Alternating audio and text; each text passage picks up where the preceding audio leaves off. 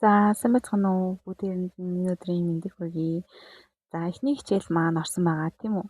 За, эхний хичээлээр бид нэр маш олон зүйлийг үзсэн. За, бас 5 ханзыг үзсэн тийм үү? За, одоо энэ 5 ханз үргэлжлүүлээд эхний хичээл маань дуусах байгаа. Багш нь эхний хичээлээ 2 хувааж орж байгаа гэсэн үг. За, одоо эхний хичээлээ өнөөдөр болохоор эхний хичээлийнхаа үргэлжлэл за, ахаад үлдсэн шинэ 6 ханзаа үзнэ гэсэн үг шүү. За, энэ маань хичээсгээ 1 төвшний 1-р хичээлийн үргэлжлэл 1-р хичээл маань өнөөдрийн хичээлийг үзээд 1-р хичээл дуусчихаа гэж ойлгож байна. За, бүгдээрээ түрүүчийн хичээлээр шинэ ханз үзсэн. За, тэгвэл та бүхэн гэртээ гэрийн даалгавар хийгээд ханзаа тогтоосон бахаа гэж найдаж байна. За, одоо болохоор цээж бичиг хийцгээе. За, бүгдээрээ дэвтэр балаа гаргаад өөрийгөө сорих байгаа учраас өмнө бичсэн ханзаа гаргахгүйгээр шинэ цээж бичгийн дэвтэр нээгээд эсвэл шинэ цаас гаргаад за дараах ханзыг чэйжээр бичиж тийм үү. За ханзын чэйж бичиг дээр болохоор өнөөдөр болохоор багш нь монголоор утгыг гаргасан байгаа. Та бүхэн ханзаа бичнэ, ханзны дуудлагаа бичнэ. Тэгээ ханзыг тэр тухайн ханз нь ямар утгыг багш нь гаргасан байгаа. Тэгэхээр утгыг бичихгүй. Ханзаа ханзныхаа дуудлагатай нь бичнэ. За хөгөө бас марталгүй бичих шаардлагатай гэдгийг та нар мэдж байгаа тийм үү. За эхний ханз. За чи гэдэг ханзыг бичээрэй. Чи гэдэг ханзыг дуудлагатай нь бичээрэй. Бас ямар хөвгтэй байлээ бичээрэй. За эхнийх нь чи гэдэг ханз, хоёр дахь нь та гэдэг ханз, гурав дахь нь та нар гэдэг ханз, дөрөвт нь сайн гэдэг ханз, тавт нь баяртай гэдэг ханз. За та бүхэн өөрсдийгөө сориод энэ 5 ханзыг монголоор нь бичээд тэгээд ханзаа бичээд ханзныхаа дуудлаган дээрээ хөгөө тавихаа мартахгүй гэдгийг санах хэрэгтэй тийм үү. За багш нь тэгээд үргэлжлүүлээд явъя. Та бүхэн бичлэгээ зогсоож гаад энэ 5 ханзаа бичээд өөрийгөө шалгая шүү. За энэ 5 ханзнаас хэдийг нь алдчихэв. Хэдийг нь зөв бичиж байна. За мэдээж алдаад байгаа ханзаа гэртээ 3 удаа ахиж бичээд чэйжлэнэ гэсэн үг. Алдж байна гэдэг маань чэйжлэх шаардлагатай байна. Ахиж бичих шаардлагатай байна гэсэн үг шүү. За өмнөх хичээлээс сэргийн санацгаая. За өмнөх хичээл дээр бид нэр чи гэж үздэн тийм үү? Чи гэдгийг өгдөг лээ. Чи гэдгийг ни гэж хэлдэг тийм үү? Ни 3 дахь үг. За та нар гэдгийг өгдөг лээ. Та нар. Та нар гэдгийг нэмэн гэж хэлдэг тийм. За одоо ахмад настай үнийг юу гэж хэлдэг лээ? Ахмад настай үнийг нин гэж хэлдэг тийм үү? Нин. За нин гэж хэлдэг. За сайнуудыг ни хао. Хариуд нь ни хао гэж хэлнэ гэсэн үг. За ни хао чи сайн гэдэг хоёр ханз маань нийлээд сайн уу гэсэн утгатай мэдчилгээний хэллэг болж байгаа гэж хэлсэн тийм үү. За энэ дээр юу гэж хэлээ? Та сайн байна уу гэх юм бол нин хао. Та нар сайн байна уу? Та нар за сайн байцгаана уу гэх юм бол нэмэн хао. Олон тоон дээр сайн байцгаана уу гэж хэлдэг тийм. Сайн байна уу? Та нар сайн уу? За баяртай гэдгийг зайжин гэж үтсэн тийм. За тэгвэл өнөөдөр дөрөвчийнхаа хичээлээ бүгдээрээ давтлаа. За одоо тэгвэл дасгал ажлын. За энэ дээр ахмад хүнтэй мэдлэгтэй юу гэж хэлдэг вүлээ? За хоёр дахь нь олон хүнтэй мэдлэгтэй юу гэж мэдлдэг вүлээ? Гуравт нь баяртай гэдгийг юу гэж хэлдэг вүлээ? За энэ дээр ханзаа сонгоно, дуудлага сонгоно. За энийг бүгдээрээ бичлэгээ зогсоож агаад за өөрийгөө шалгаад хийгээд үзээрэй. Ахмад хүнтэй юу гэж мэдлдэг вүлээ? Олон хүнтэй юу гэж мэдлдэг вүлээ? За баяртай гэдгийг юу гэж хэлдэг вүлээ? Ханзаа сонгосны дараагаар дуудлага сонгож бичнэ гэсэн үг. За үргэлжлүүлээд бүгдээрээ дуудлага зөвшөөрлөх дасгал хийцгээе. За багш нь хэлсэн тийм үү? Эдгээр авиа монгол хэлэнд байдаггүй. Тийм учраас бид нэр сайн давтах хэрэгтэй. За энэ бүлэг авиа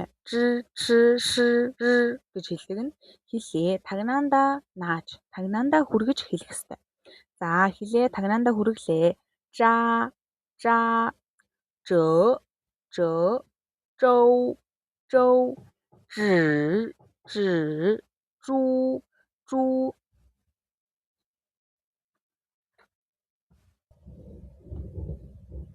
За дараагийн дасгал. За хэлээ тагнаад налаа. Чаа чаа. Чö чö臭臭。吃吃。楚楚。За дараагийн ш. За хэлээ тагнаа налаа. Ш шаа шаа. Шö шö шö.瘦瘦。十十。树树。За сайн байна. За дараагийн бүлэг авъя. Жи чи си. За хэлээ. Шүдээ зон тийм үү. Тэгээд хэлээ доош хүрэнд наа. Жи жи чи си. За эхний багны дасгалыг уншицгаая. Жи жи жа жа. Жиу жиу.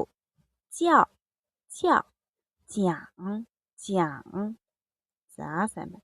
За дараачих нь чи чи ча ча. Чөв чөв. Чяо чяо. Чян чян. За сайн байна. За дараачих нь шүдээ зуугаад хэлээ доош хүрэндээ наагаад тулгаад си си ся ся. Сю сю. Сяо сяо. Сян сян. За сайн байна. За дараагийн сүүлийн бүлэг авъя. Цү цү сү. За шүдээ зуугаад хэлээ. За доош хүргэндээ ер нь баг зэрэг хүргэнэ гэсэн үг. Бүтэн тулгахгүй. Ерөнхийдөө өмнөхтэй адилхан. Гэхдээ хэлээ бүр тулахгүйгээр шүдэндээ нэг жоохон наас хийгээд байна гэсэн үг. Цү цү сү цү цү сү. Шүдээ зуулаа. Хэлээ доош хүргэндээ хүргэс хийнэ гэсэн үг. Бүр тулгахгүй. За цү цү сү цү цү сү. 在在。最最。走走。子子。祖祖。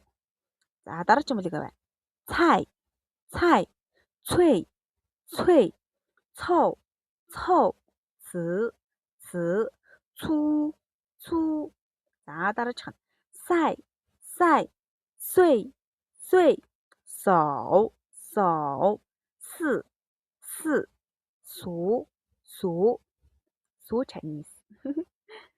За одоо бүгдээрээ бүтэн үеэр уншъя тий.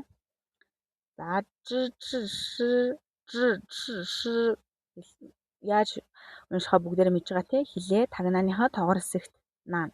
Шан шан. Нэгдүгээр үг уртаар шан шан. За дараа нь жон жон. За хэлээ тагнаандаа наасаа хэвээрээ уншия шүү. Ча ча. За дараа нь рен рен. Энэ зүгээр ар үсэг биш шүү. Ир гэж уншихгүй. Харин хэлээ тагнаандаа нааж уншина. Рен рен. За дараачих. Си си си. Шүдээ зуугаад. За энд тэнгэр тугарч. За шүдээ тагнаандаа гинэ. Шүдээ зуугаад хэлээ доош хүдэндээ тулгана. Жи жи си. За жа жа. Энэ хараа хэл доош хүдэнд хүрсэн байгаа шүү. Жа чи чи. Сяо сяо. Xue xue. За дараагийн бүлэг бай.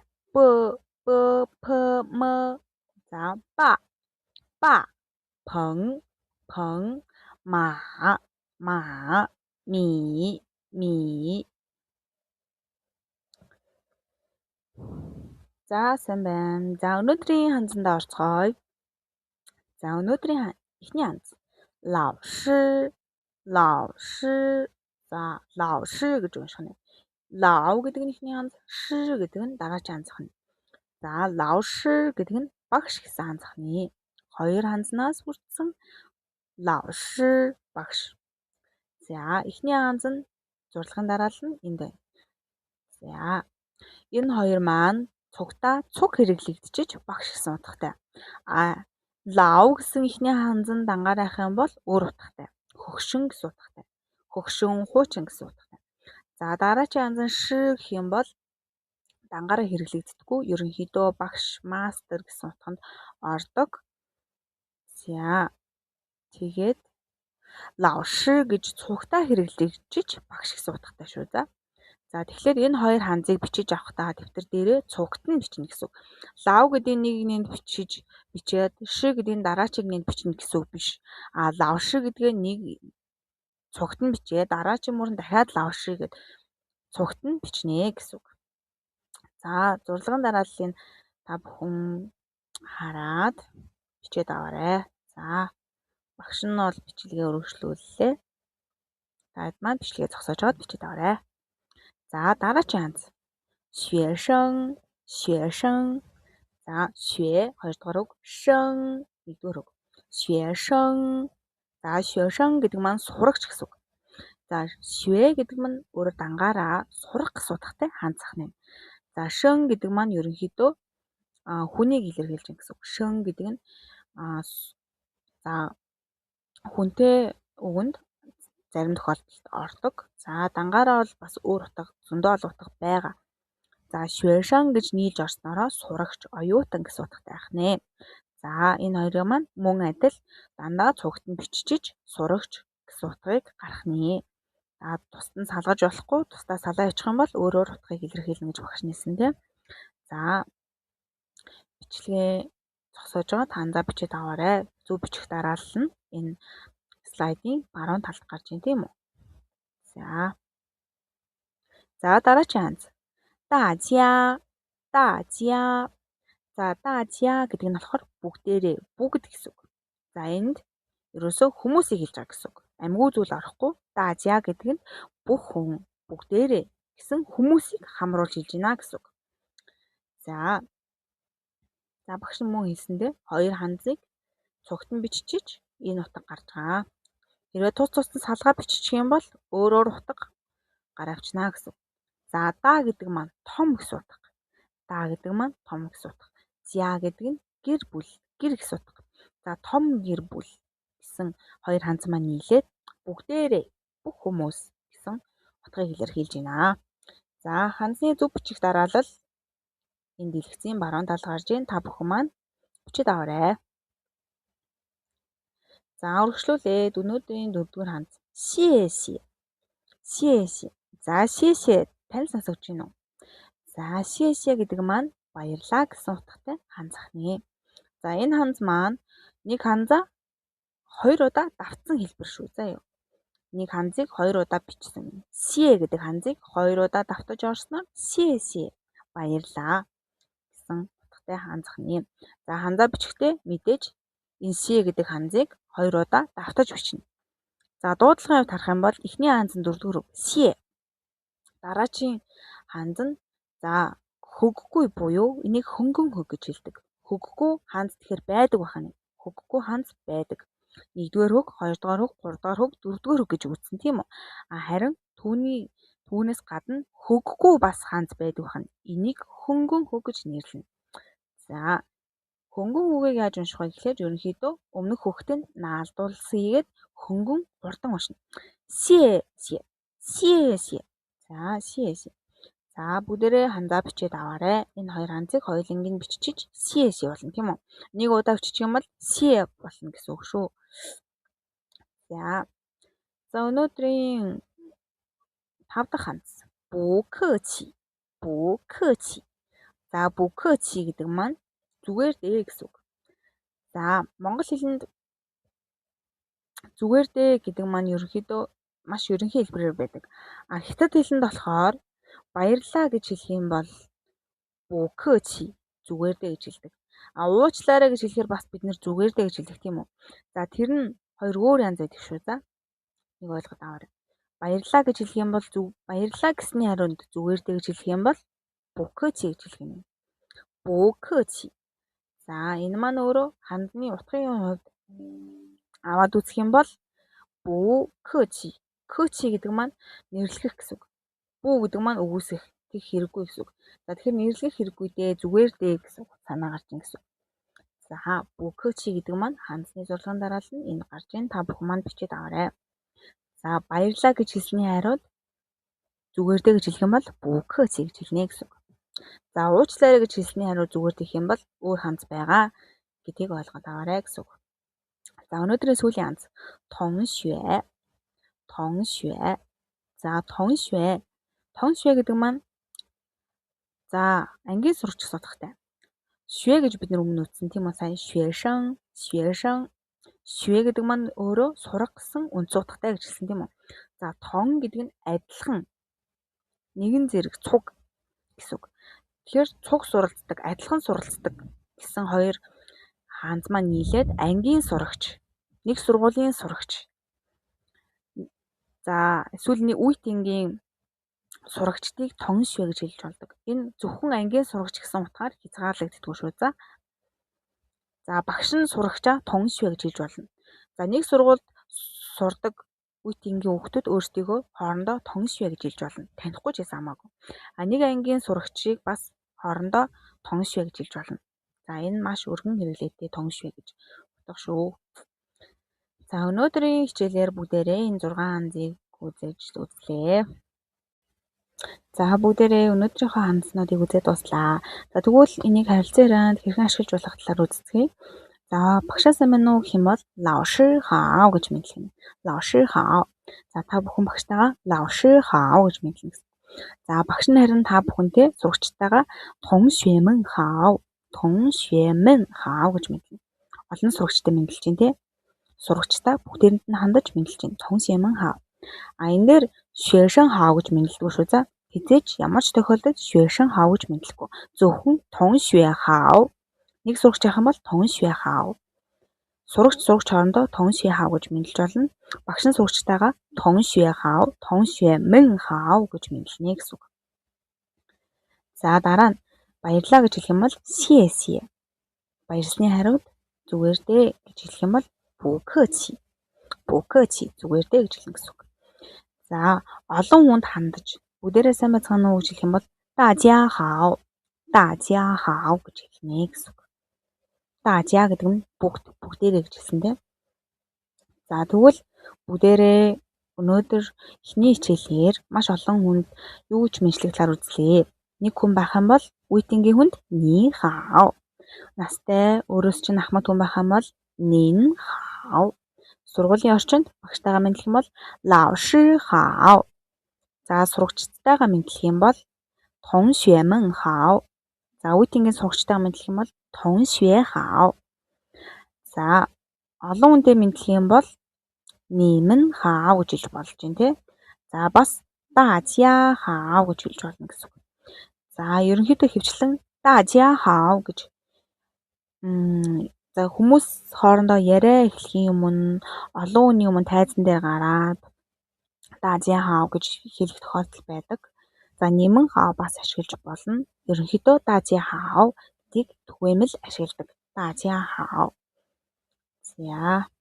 За юм байна. За өнөөдрийн гэрийн даалгавар өнөөдрийн үтсэн хандснуудыг дэвтэртээ 3 мөр бичээрэй. Хандс болон хандсны утга дуудлага зэргийг нь цугтан бичиж чэйжлэн мэдж байгаа тийм үү? За тэгээ багш нь өмнө хэлсэнчлэн энэхүү хичээл маань зурлаараа өнгөө орноо. Хэрвээ та бүхэн даалгавраа шалгуулахыг хүсээд дуудлагаа шалгуулад ямар нэгэн зөвлөгөө аваад 7 хоногт бас багш нь нэг удаа зүүн хичээл орно. Хэрвээ тийм хаалттай гүрт орохыг хүсэх юм бол за Instagram хуудас руу маань мессеж бичээрэй гэсэн тийм.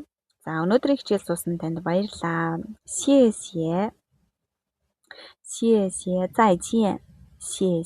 再见.